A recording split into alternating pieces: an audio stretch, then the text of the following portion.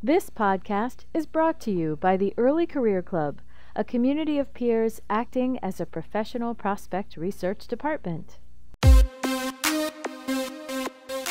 Welcome to Research Rocks, a podcast for early career prospect research professionals. This special episode highlights the expertise of Dear Analyst, a unique service from Apra, Illinois, designed to provide ad hoc advice to prospect research professionals in need. I'm Jennifer Filla. Today, I'm talking with some of the real people behind Apra, Illinois' Dear Analyst, Katie Ingrao and Elisa Schoenberger. Hello, Katie and Elisa. Thank you for joining me today on Research Rocks. I am going to go ahead and let you introduce yourself. Did you want to get started, Katie? Sure. I'm Katie Ingrao, and I'm Associate Director of Prospect Management at Rush University Medical Center in Chicago. And I'm also President of Apra, Illinois. Great, thanks. How about you, Elisa? Hi, I'm Elisa Schoenberger. I'm the benchmarking analyst at Grisenbach Gleer & Associates, and I spent 4 years as a prospect management and research analyst at Loyola University in Chicago. I am the blog manager for Apra, Illinois. Excellent.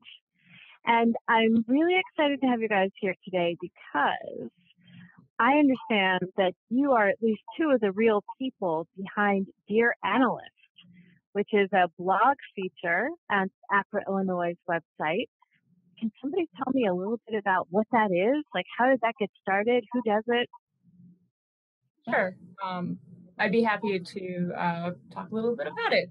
So I think it was in the beginning of 2016, I believe Katie had kind of come up with this idea to do a it was kind of a joke, like a dear analyst, because, relationship issues, how do I get along with gift officers? And I thought it sounded like a fun thing. So I wrote up the first blog entry about, I think, finding new leads.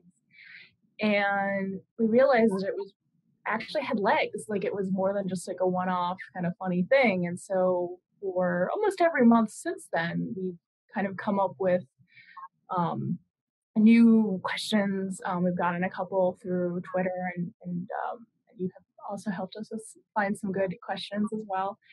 And we've been writing it, and people seem to like it a lot because it kind of gives, really talks about issues that researchers and prospect managers have. And I think we envisioned it as something for someone who may not have like other people in the department. Maybe they're really small, and sort of kind of a fun way to sort of talk through issues. That is exactly why we're here today, because that's such a good fit for the Early Career Club. I mean, so many prospect researchers in the field don't have a department to ask questions to. And it can be intimidating to ask the Apra listserv, for example, where there's 4,000 eyeballs out there. You might feel a little intimidated by that. So that's one of the big reasons I wanted to bring you on here and on Research Rocks, because the Early Career Club is all about asking questions, and none of them are stupid. And today we have a question that I've seen on the Apra listserv, and I've heard from the Early Career Club members and others.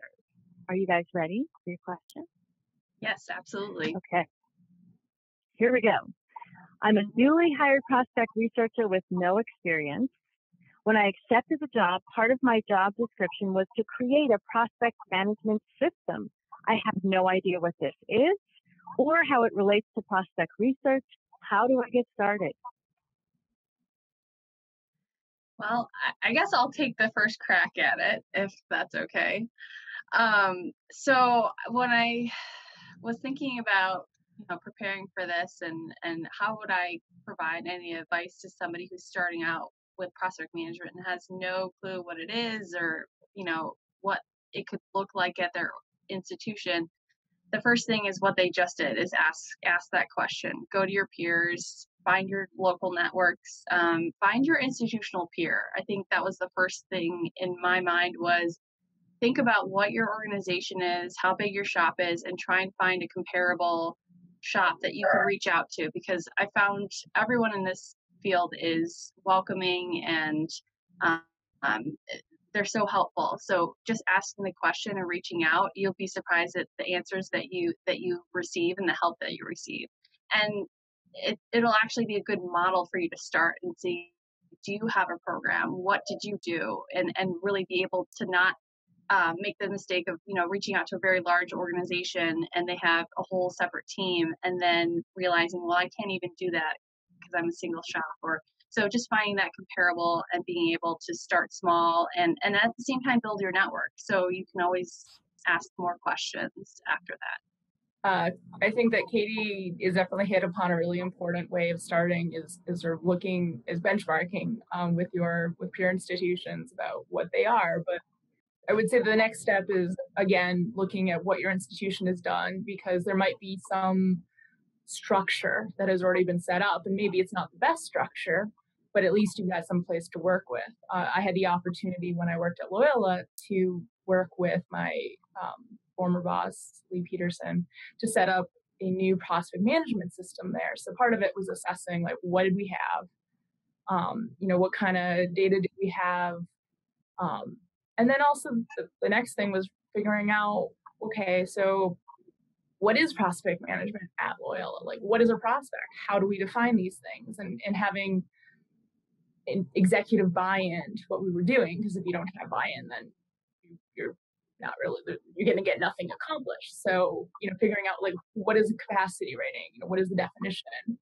What is a major gift prospect? Some institutions, it's $250,000 as a minimum, whereas others it's like $25,000. But it's really important to have those definitions, because if you don't have firm definitions of what you're doing, you're not going to be able to get anywhere. And then going back into, so then taking those definitions of what is a capacity rating, what are stages, and again, this is where benchmarking, what stages does your institution have? Has this even been an issue that's come up in the past? Take those definitions as the foundation for the work you're about to do. So doing an audit of your data and comparing with these definitions, like, do all of your prospects, people who are, say, assigned, do they have a capacity rating? If they don't, what's your plan? What stages are they in? And to your point, Lisa, I feel like researchers are doing that day-to-day work, whereas prospect managers are really about the bigger view and about recording process, procedure, keeping everybody in line. We're a little bit referee. We're a little bit, proactive in seeing, okay, this is what we need in order to build up to a campaign of a certain dollar amount. It's way more of a function that provides guideline and advice and management. It's in the name. So just trying to understand that difference between research is helping people find new leads and doing that qualification work, whereas we're more in that relationship management, at making sure everyone's adhering to the same rules, establishing the rules if you're brand new. So that might help put some context in the difference between what prospect management and what prospect research is. Yeah. And then looking at the portfolios, or, what are the portfolio rules? Do you have a free-for-all? Is that the best solution for your institution, or should you have developed rules? And again, you need to have executive buy-in, because, if you don't have that support, you're not going to get much accomplished.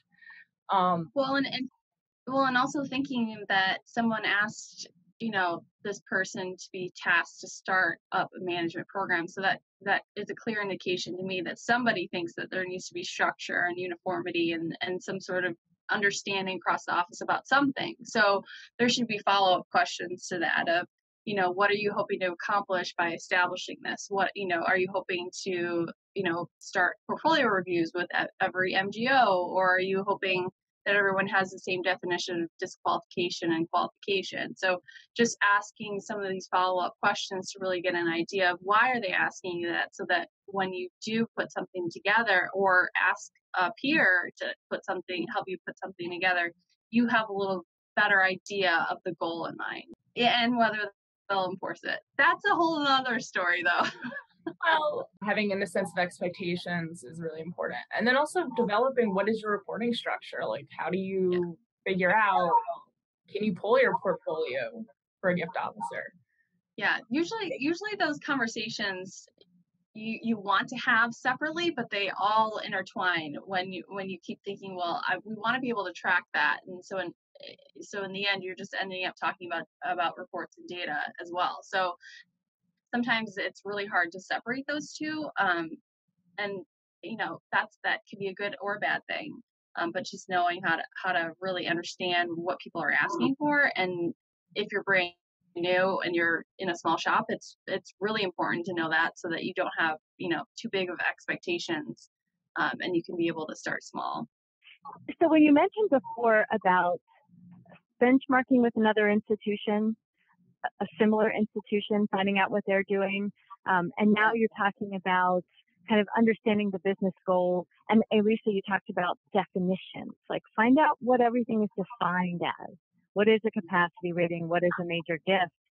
And that really hits home for that brand new person to research who doesn't know what a prospect management program is. That could be your edge, because you get to go to whoever's asking you to make it and say, well, what do you think it is? What is the outcome you're imagining is going to happen? Because it may not be a separate program. It may be they're looking for coding in the database as just the beginning. They haven't even considered anything else. So putting all those three pieces together. Yeah, and in my experience, when leadership usually comes to you with, let's do this here, they've usually seen it from somewhere else. So it's always a good idea to ask them, what prompted that request. And most of it's like, oh, I was at a conference and, this university is doing it and it's really done wonders for their, their campaign goals or whatever. And that gives you an opportunity to reach out to that development office, that prospect research management team, and say, okay, this is what, my leadership came back to me with. Tell me the real story. Like, how did you set this up? What goes into this? And then you can really address their expectations, because a lot of times leadership will see something and not understand, the support and the framework of work that goes into setting something like that up. And you realize that can't translate, exactly to our institution, but we could do something that's tailored, more towards our abilities and our size and our shop. So it's always good to ask follow-up questions and take every opportunity to follow up with that institution or that example, and be able to have that communication with leadership. Before I let you guys go today, I have one more question.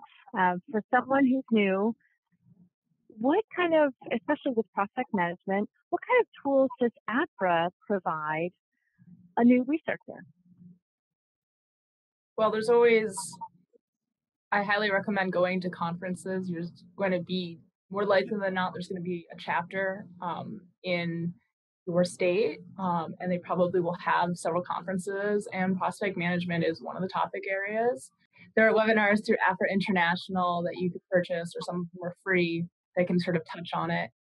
Yeah, I would say that conferences are probably the most useful, because in management we're all about looking at people's policy documents and reports that they come up with, and different presentations about essentially case studies of their work. I think it's a lot harder to connect with other prospect managers when you're not face to face or talking about specific examples of your respective work. So definitely conferences, definitely your local chapter. I can't emphasize that enough. Just getting to know people that are in your geographic region, because they'll understand your local philanthropy and what everybody's doing and what's best practice for your area, because not every area works the same way. And I think it's just that face-to-face contact and being able to reach out and have that connection, so you can share ideas and problems and challenges and things like that. So that's really what I try and emphasize at Apra Illinois is we are our best resource, and we don't need to go to large conferences in order to connect and share ideas. Thank you both so much for joining me and for bringing Dear Analyst to the Early Career Club. Thank you. Thank you. That was some of the real people behind Apra Illinois' Dear Analyst, Katie Ingrayo and Elisa Schoenberger. To find more Dear Analyst questions and answers, visit the blog at www.apraillinois.org. To learn more about the Early Career Club, visit www.primember.org. And remember, keep rocking the research.